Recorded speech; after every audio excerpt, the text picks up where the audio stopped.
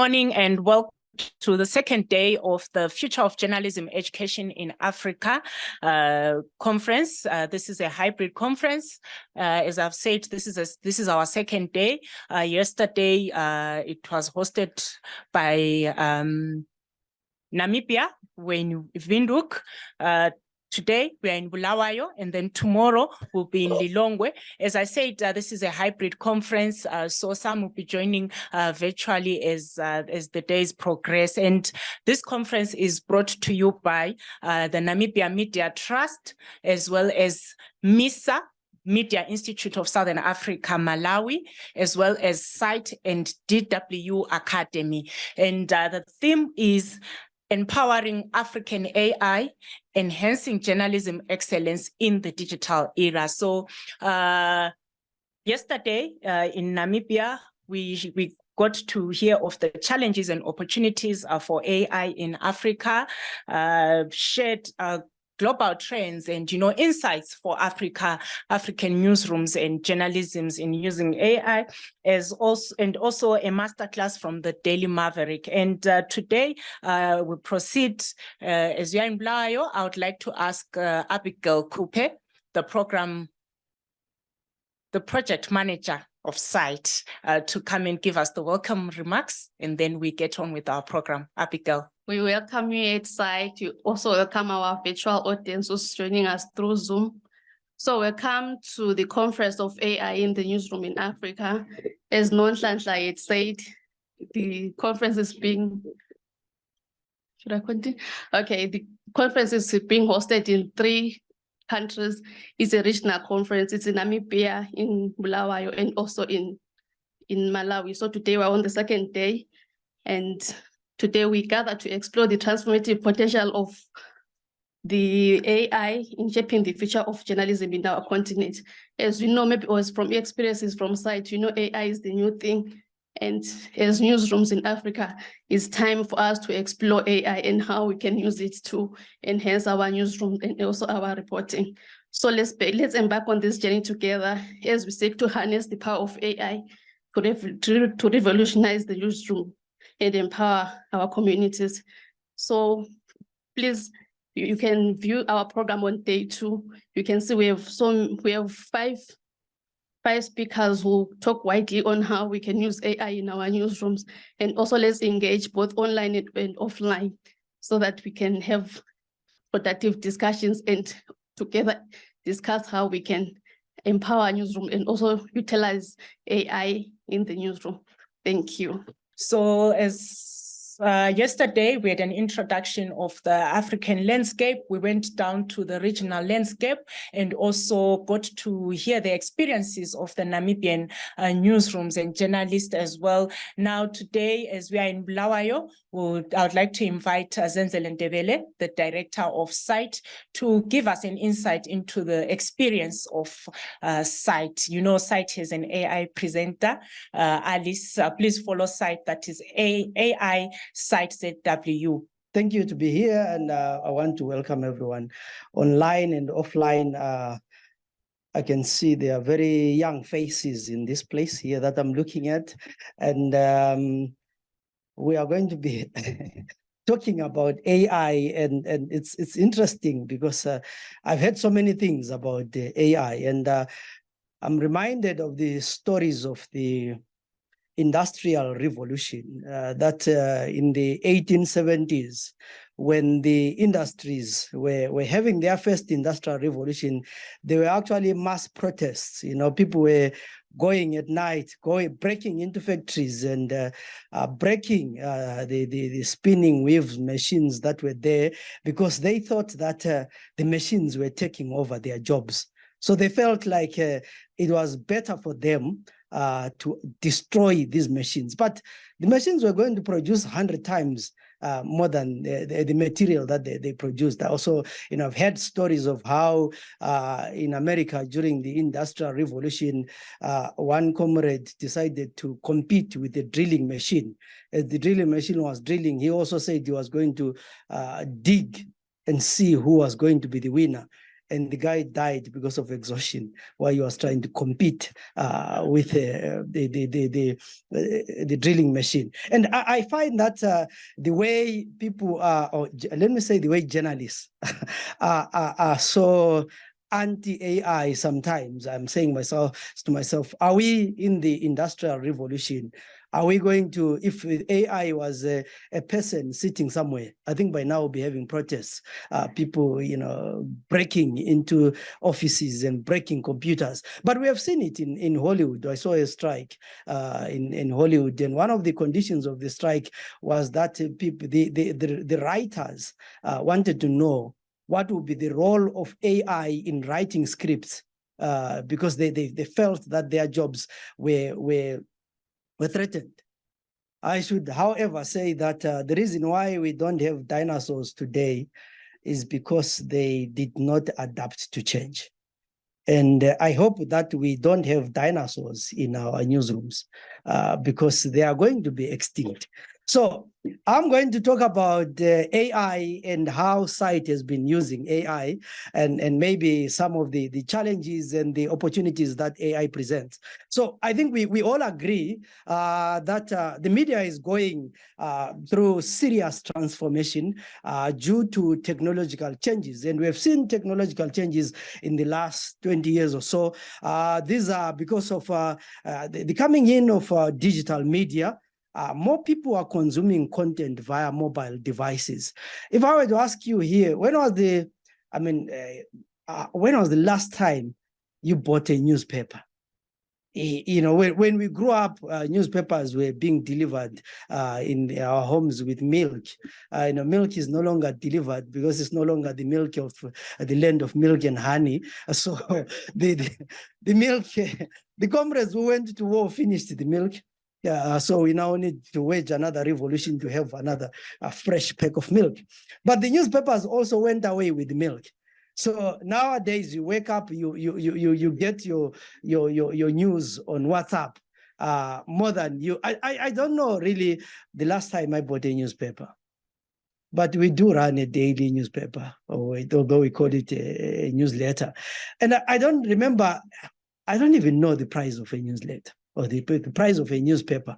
I'm not sure whether it's still $1 or it has gone up or it has gone down, because honestly, I don't care about a hard copy newspaper, but I care about the content and I care about news.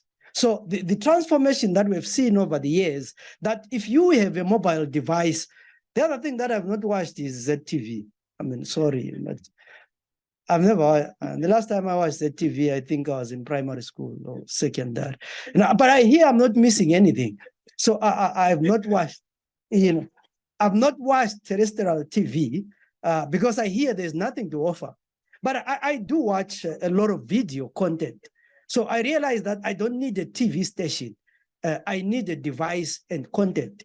And I watch content. So that is the transformation that we've seen over the years. And because of that, there's been a lot of decline in revenue. We've seen declines in the number of people who watch TV. Anyway, was there a number of people? I'm not sure whether there were at any point anyone was watching the TV. But yeah, in other areas, people have seen a decline in the people who watch TV. We've seen a decline in advertising and distribution. I'm certain, I know we when we were doing elections reporting, we were reaching 6 million people a week. And I joked with my comrades in the mainstream media that we distribute more content than you guys. Our major newspapers, I think the highest that they ever went was 50,000 newspapers during the Willowville scandal. I'm certain I'm not distributing 10,000 copies right now. So the distribution of newspapers has been an issue, and it leads to decline in advertising. And of course, that means over the past years, there have been few newspapers that are, I'm talking about Zimbabwe, that are employing. And if you're a freelancer, you know that getting paid is a stress. And the rate per story, because they'll be saying that we don't have business. And we are not asking ourselves, where has that business gone? So the growth of social media has actually led to the decline in advertising, because people are now advertising directly on Twitter, they're advertising directly on Google. So big tech has become an issue. And as an audience and as people who are in the media industry, we should be asking ourselves that, what does this mean? So in all this, we've seen the rise of AI, the rise of visual reality, and it's not going down, it's going up. And the question that we should be having is, what are we doing as media organizations? So because these changes have an impact on how the media operates, they also have an impact in profitability. So if you are relying on advertising in Zimbabwe, the good thing is that the major newspapers are owned by the state. So if the president wins an election, you know that all the 40 parastatals or 100 of them are going to have the same advert. We congratulate His Excellency for winning the elections. Then the next day they congratulate His Excellency for being inaugurated as the president. The next day they congratulate His Excellency for going to the United Nations General Assembly and presenting a thunderous speech. The next day they congratulate His Excellency for opening the public. So you always congratulate His Excellency and you get your advertising, you know, so you can rely. Before you start the day, you say, how many congratulations messages are there this year? Then you calculate, you say, okay, you are going to charge 1,000 per parastatal times 50 congratulatory messages that you're going to have. So 50,000 from each parastatal, you can run a media house in Zimbabwe. But for some of us who are not favorites, who will not get even one single congratulatory message from a state parastatal, you need to think outside the box.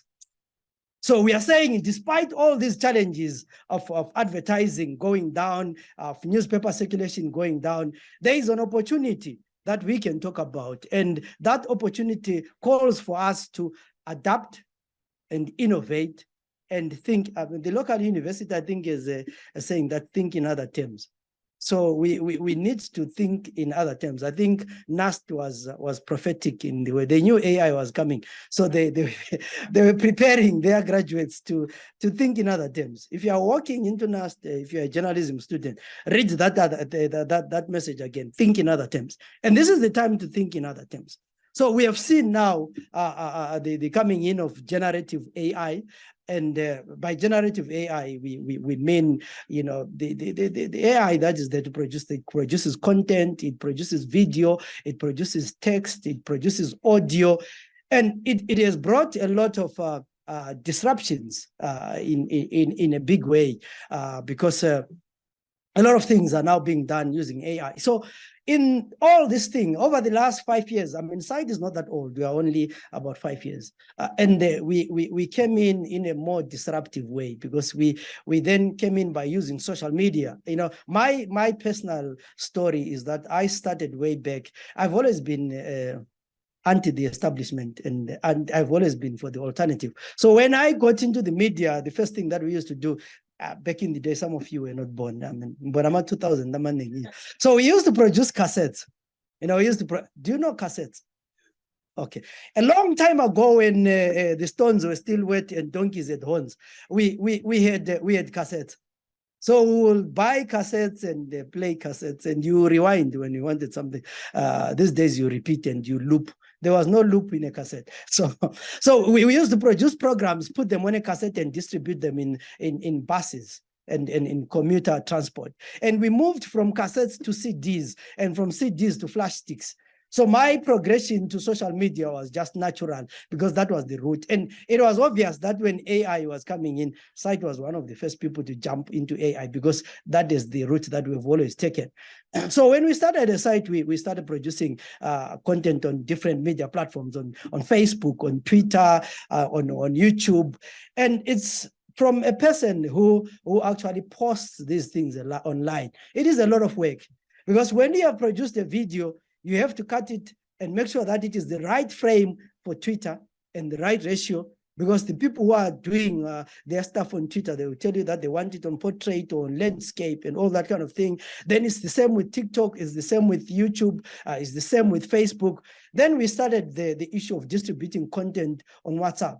So we had about 10, 15 WhatsApp groups, and you produce the same content and share it in different WhatsApp groups and different platforms. So we needed a tool that we could use to post our content on these platforms in a much more easy way, reduce the workload. So we started saying, how do we work around AI? How do we use AI tools to schedule our posts? Because with social media means you have a global audience. When you go home to sleep in Bulawayo, in Australia, they're waking up, or in London, they're going to work. So you need people to see your content. So you need to program as if you're a 24-hour station, and you need to repeat some of the content that you produced in the morning. And if you can schedule that, just before you go, it will be easier. So because of these platforms, and this is what we wanted to do, we then came up with, we started researching around the issues of AI.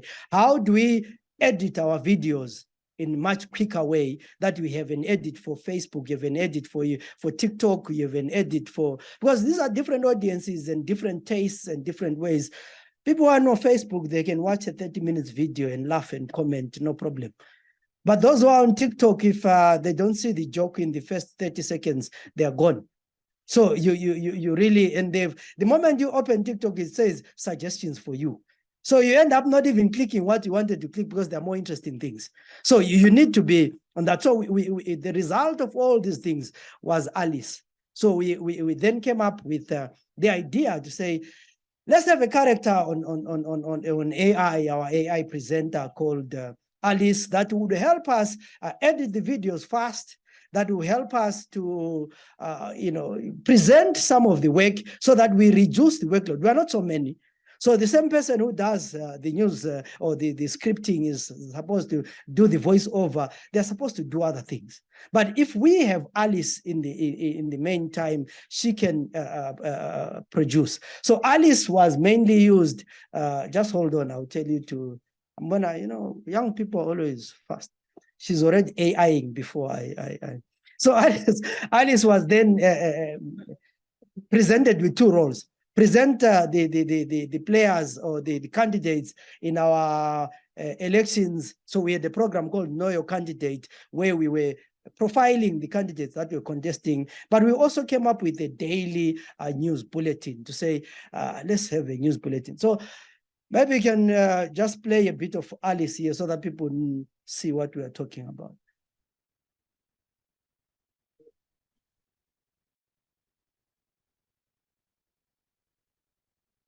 So one of the things that you need AI is, if it was AI, I was not going to be looking anyway. I was just going to be playing. So we need more AI to make sure that you eliminate the human element. AI in your hands. Are we getting the Alice?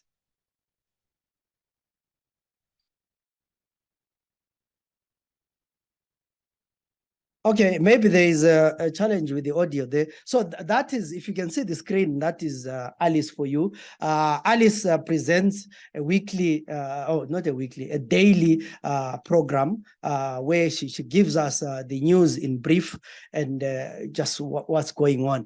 And during, like I said, during the elections, Alice was profiling the candidates. With a lot of candidates that were contesting. So Alice was giving us a brief. Who are they? What do they do?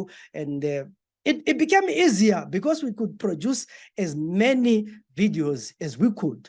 But if we had a presenter, a makeup artist, a camera person, there were going to be so many stories. No, my uncle's not feeling well. My grandmother, who's born by another cousin, is getting married, so I have to be there. There's a funeral in our village, and then the moment there's a funeral, everybody else is going for sympathy. So the work doesn't get done. But with AI, you can produce, Alice will never say, comrades, I'm tired. I've been working since morning. So you find that the output really increased. And the increase in the output was actually even seen in the increase of views that we had on social media. During elections, we had a lot of views. We had a lot of content because we were producing nonstop. And it was that human element or that AI element that helped us. But the question is, how was AI received by the audience? So internally, first and foremost, when the idea of Alice was introduced, there was a lot of frowning and a lot of whispering. Say, hey, what the hell is this Alice? What is it going to do? And journalists are so, sometimes we create so many excuses. And one over the years, and now that I'm dealing with AI, one of the excuses that I've heard in the newsroom and in the many conferences, when people are not clear where is the problem, they say, yeah, but it will raise a lot of ethical issues. There are a lot of ethical, and I said, to hell with the ethical issues, we'll deal with them as we go. So they will always, at least it's not criminal issues. But where I come from and having been an activist, I told my government, to hell with the criminal issues. I'm going to talk about what I want. And we'll meet in court. So once in a while, you get arrested, you negotiate, you go out, you do another thing, you get arrested, you negotiate, because you need to push the envelope. So do you think after having been arrested for many things, I'll be worried about ethics? While ethics matter, they should not stop us from doing. So the first challenge that we got was, but yeah, there will be ethical issues. I said, let's deal with ethical issues. But whose face are we going to use? And that face that we're going to use, are we not going to be sued for copyright? There'll be copyright issues. The another thing that I've heard from journalists is copyright. I know there are copyright issues. We need acknowledgement. You need to acknowledge the source. But when we do our jobs and we have someone that we want to target, we say according to anonymous sources. We have not talked to anyone. We say the unnamed sources say the ABCD. But when we want to come AI, we want to come open about sources. Which sources? Anonymous sources gave us the information. So we initially there was even within CITE there were challenges that people raised, and we dealt with those challenges as we were going. But there was also mixed reaction from the public. The general audience, some people felt that it was creative. You guys are a center for innovation. Anyway, we welcome the innovation that you're doing, and it's good. Others said, Alice lacks the emotion. You guys, do you know Ruben Barwe? Have you ever seen an emotion from Ruben Barwe? Have you ever seen an emotion from a state newsreader reading propaganda about the ruling party? Because they don't agree with what they are saying anyway, but because they need a salary, they need to have it. Have you ever seen any emotion? So why all of a sudden do you want the AI presenter? After all, if you show Alice, she's smiling. Actually, we had comrades who were asking whether Alice was single or married. And we had a lot of guys in our inbox who were asking Alice for coffee. So how did they ask Alice for coffee if she did not have the human touch? Because a lot of times we had to say, please note, this is AI. It's not a real person. Because men were only wanting to take you out on a date. So I then naturally, can you please show an image of Alice again and see whether there's anyone who will say that Alice doesn't have a human touch. She doesn't. So yeah. So I felt like from the media, there is the face of Alice that we're using. This is the better version from the one that we were using before, because the other comrades thought the earlier Alice was not that nice. So we looked for Alice that had 100% weave. She looks like a slave queen, actually. You can meet Alice in a local shop, and take. You need to have a lot of money to take Alice out. She looks like she has an expensive taste. So we had issues like, it doesn't have emotion. She lacks the human touch. I'm not sure what is not human about there. Then of course, one of the things that I feel it was real, and we're still struggling, the politics of pronunciation, as Professor Mpatisi would put it. So we have issues of pronunciation when it comes to Alice, when it comes to AI. And one of those challenges is the bias, because AI mainly we are taking the voices from our buying voices or paying for voices online that are mainly European or American. So one of the challenges that are real are the issues of AI bias. As locals, as Africans, we have not done enough to teach AI local language modules. So we need AI that is pronounces Ndebele properly, or pronounces Ochivambo properly, or pronounces Chichewa properly. Because the AI that we have now, if you were to say, you say cool. If you want to say Ndolwane, you pronounce any other thing. So, but that is the major challenge. And that is one of the things that people have highlighted, that, yeah, we like Alice, but Alice does not pronounce our names. Ndebeles here, where I come from, the Ndebeles are the most vocal, always complaining about everything, but doing nothing about it. But they complain about how their names are pronounced. If you want a revolution in Bulawayo, just pronounce Ndebele word wrongly. They will demonstrate. But when elections are stolen, they will do nothing. So if I was the opposition, I will program around pronunciation, make sure there are lots of people who pronounce their names wrongly, then they will march in the streets. So they've been up in arms against how Alice pronounces their words, which I think is real. The issue of pronunciation, and like I said, we need to feed the language modules of our own African languages so that they really, reduce or have a way of how we pronounce locally. There is, of course, the issue of ethics that we need to talk about. Maybe before I talk about ethics, the issue of AI and biases, because it is Western produced. I think somewhere in the Western world, there is a belief that Africa is a dark continent. And when you talk about Africa, they talk about safari, because they come hunting our lions here. So when they think about Africa, they think about hunters. So there is generative AI where you can actually, do a picture, text to picture. So if I'm trying to picture a village or do a scene on violence, and I don't have the video on violence, I can actually say, please produce a video of violence. Then AI can produce that image. But each time I've tried that, if you talk about violence, it will always be black people burning villages. I've not seen white people in New York burning New York. Somewhere Africa, because Africa is associated with violence. It is a dark continent. There's a lot of animals. So when you say an African village, you are likely to see a lion. Comrades, we don't work with lions every day. I mean, ever since I grew up, I've never seen a lion in my village. I also saw it in a zoo like you. But in someone in Europe or in the Western world doesn't know about that. So there are a lot of biases on AI that we should be aware of as we use this AI. Or else we will perpetuate these stereotypes that Jesus is white, Satan is black. So when you paint Satan as a black guy carrying a fork, I know you have a lot of detectors in Africa, as much as we do have detectors in Europe. So it is some of those things that our journalists should be aware of, that there are biases. So I think we also need a charter, an African charter on AI. How do we use AI?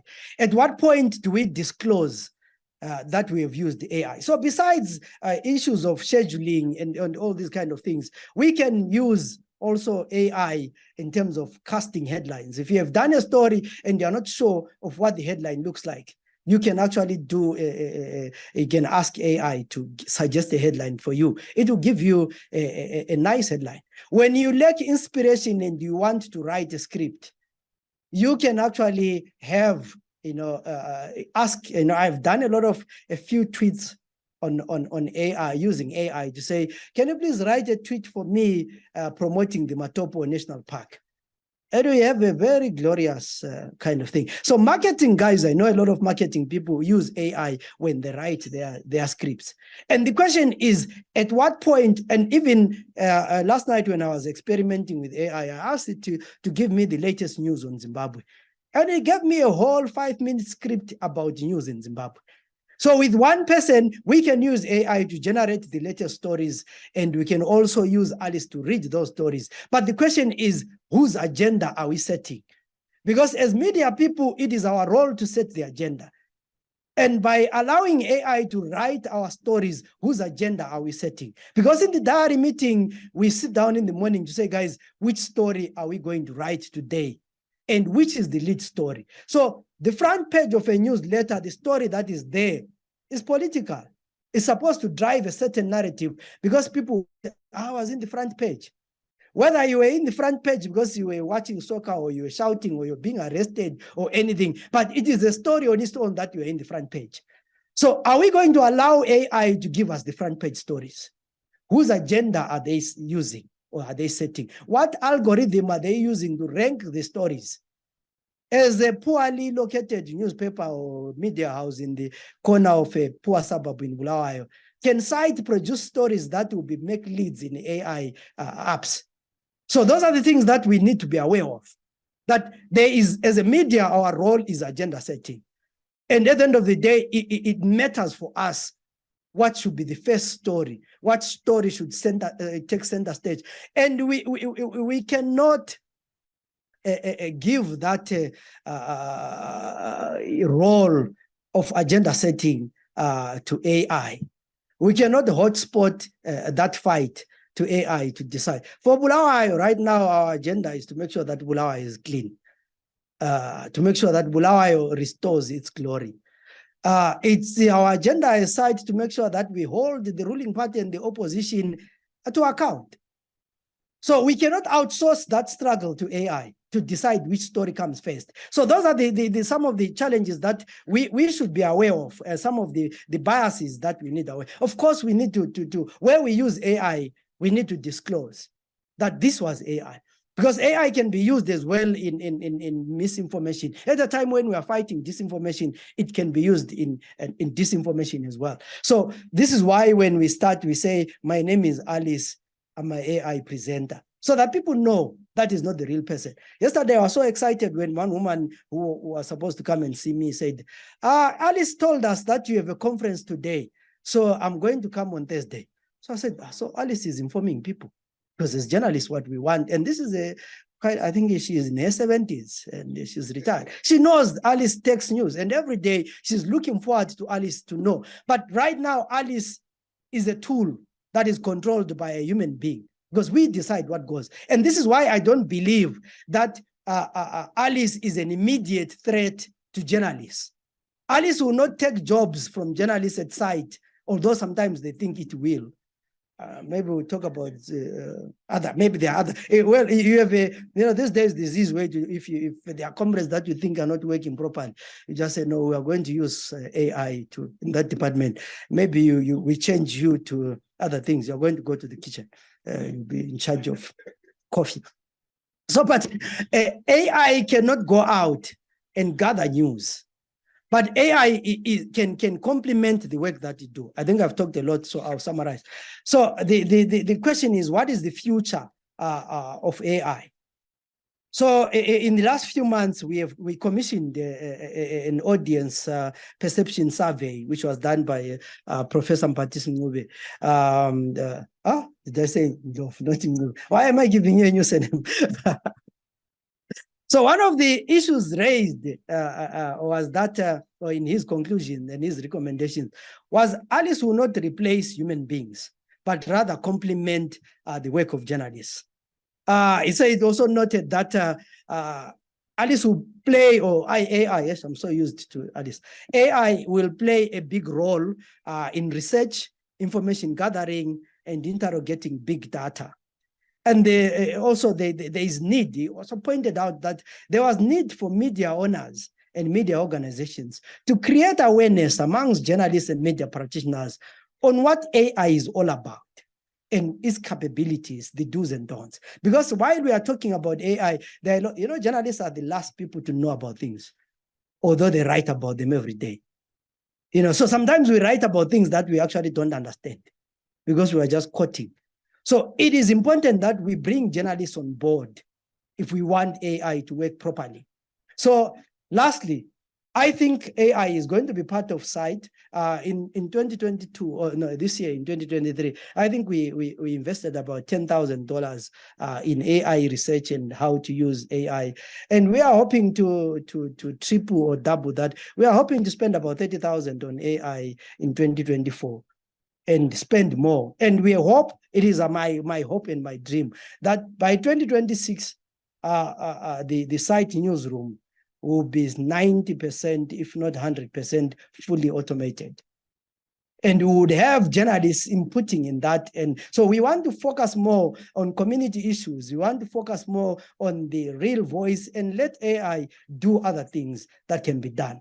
So my last word is that AI is a progressive move. We should embrace it. We should know the limitations. It's not going to solve all the problems that we are going to have or that we have. It's not going to generate money for us, but it is a tool that we can use in terms of distributing content, in terms of audience research, in terms of mediating content online and dealing with big data. I think I'll stop here for now. We'll go to the question and answer segment if you have any questions for Zenzele. For now, I have one question for you, Zenzele, from Guy Berger. The question is there a thought out reason to create a female young woman as the AI reader? Is this reinforcing stereotypes and exclusion?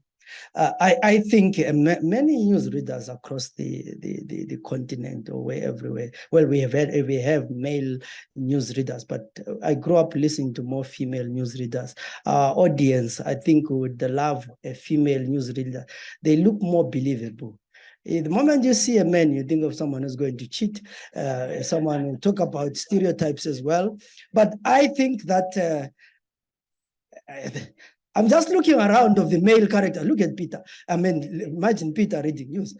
And you can't see. So I think, yes, we debated about it. And we said, is the news reader going to be male or female? And we agreed that our audience is going to be more receptive to a female news presenter. But I think I want to take Guy Berger's challenge and say, in the next phase, or it's not difficult. We also want, we'll create another male AI presenter. And I'm not sure whether we don't want to make him read sports because it seems like there are more females that read sports news. But we are going to produce, because this is also about experimenting and dealing with those stereotypes that people normally will say females who read better than males. They have better voices and so forth. They're not grumpy and so forth and so on. So the problem is we've been cheated by, even politicians. That we have a problem with dishonest male politicians. So we are going to take the challenge and present or create or come up with a male AI presenter. He's going to do the same work that Alice does. And I hope this time next year, we'll be giving you the feedback of what has happened to that. I'm one journalist who has no idea what AI is. You was right to say that. You mentioned something about a research. I don't know whether you did it at a CITE or something like that, but it would be interesting to say part of the conversation is to just think around the findings that are there so that at least this research helps us to grapple the AI aspect in a more easier way. Mm. We don't want to go back to school, but we just want to understand and see how that fits into our work. And I'm one person who came to CITE to look for Alice, but I didn't find it because I don't understand what AI is. But I think that research could be a resource that possibly we can also tap into. Well, thank you so much for your contribution, Goskona. And, Zenzele started off with the Industrial Revolution story. And it seems, Zenzele, we won't have that incident because, because of this conference, bringing in the challenges and, our ideas together, we'll get to then adapt and innovate, as you said. And interestingly, the abbreviation for adapt and innovate is AI too. So yeah, I'm hoping to see more discussions and improvements and us embracing AI for the betterment of our newsrooms and of our work as journalists. So yeah, for now I think we'll take a break if there are no more questions from the audience or from those who are watching virtually. So I want to find out, was there any conflict between Alice and the social media team at CITE? And if there was, how did you manage to solve that? Well, Well, I have not. What I would say maybe is that we have, like I said, I think at CITE initially people were not quite sure about AI, how it was going to work, and how it was going to pan out. So I have not seen any conflict. I think slowly people are embracing Alice, and they've seen that by scheduling posts, you can reduce the workload. You can do, you are producing more media content than you would ordinarily do. And this is just, I think we are in the 5th month of experimenting with AI, but we have learned so much. We now know what we can do and what we cannot do. And there's a lot that we can learn from it. And we also know the capabilities of AI. I think in the next phase, we are not just going to use AI to present, but we're also saying the question is, how do we distribute news? I think our guys are going there. 2 people he will be working with DW Academy on an AI project. I think they'll be off to Namibia in the next week or so too. I think towards the end of the month. The aim is to come up with another AI or another project that uses AI to do content distribution. So I've not seen any conflict. I think we are learning as we go, and there are many lessons that we need to learn from AI and see how we can help. It can actually help us to reduce the workload and be more efficient. For now, I think it has been very simple. Online, there are a lot of companies that are already offering the templates on AI. Because one of the things that we need to maybe talk about is you need to be very clear what you are using AI for. So while we are talking a lot about AI, it's not the only tool that we use. There are quite a number of tools that we use, like for scheduling posts, for compressing videos, and all those kind of things. So there are websites that are available that are already offering this service. The face of Alice, we actually pay for it to use Alice, or that face. So there are faces that are there. There are different voices or the certain pronunciations that you want. You go on the website and you want the character that you want is either you want them to have a Zimbabwean accent, but currently when it comes to Africa, there are limited options. I think the only option that was there was a person who has a South African accent. So Alice is supposed to have a South African accent, but I'm not sure. I mean, an ordinary South African would have a Xhosa or a Zulu accent, and they will be able to produce Zimbabwean or pronounce Zimbabwean words. So it's you just go to a website, you pick the characters that you want. There are so many of them, either male or female, age group, light or black or wherever. And then so these are mainly templates. We have really not at this stage put resources in terms of designing our own or starting something from the scratch, because we felt like there was no need to. We had the options of starting something from zero, adapting something that is already there, or the two. So we decided to adapt something that is already there, and our next phase will be trying to build something that is CITE from scratch, because that then factors in the issues of pronunciation. It factors in the issues of our own local context. But there are a lot. I think we can, if you get in touch with us, we can share a number of resources that are available for people to actually adopt some of these things. But what is important is ask yourself that, where do you need AI? What do you want AI to help you with? Once you identify that gap, then you can know which tool to use. But I know a lot of people are already using that. And I know a lot of journalists probably are not disclosing to their bosses that they use AI to write the first paragraph of a news story, to rewrite the stories. English is not that easy. So people actually are edited by AI before they submit the story to the editor. People are using Grammarly a lot of times. People have used the AI to write theses at university and chapters. And unfortunately, it is a built-in, some of them have a built-in plagiarizing software. So you can actually correct to make sure that it's not plagiarized. So if we were to be serious about a lot of theses that are written these days, very few are original. So AI is already happening, especially from these 2,000 people that are a problem. The younger people are using AI in the newsrooms, writing stories, but not disclosing to the older generation that is not picked up. Just a few comments coming in from Zoom. There's a message here from Namibia Broadcasting Corporation. It says, greetings from the Namibia Broadcasting Corporation. Thank you for the information sharing about Alice, the news anchor.